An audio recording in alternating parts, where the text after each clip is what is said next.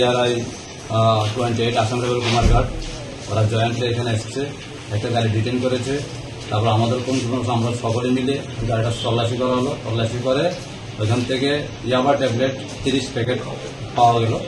30 packet ইয়াবা tablet পাওয়া গেল। ওরা এখানে স্পটে এগুলো টেস্ট করেছে। ওখানে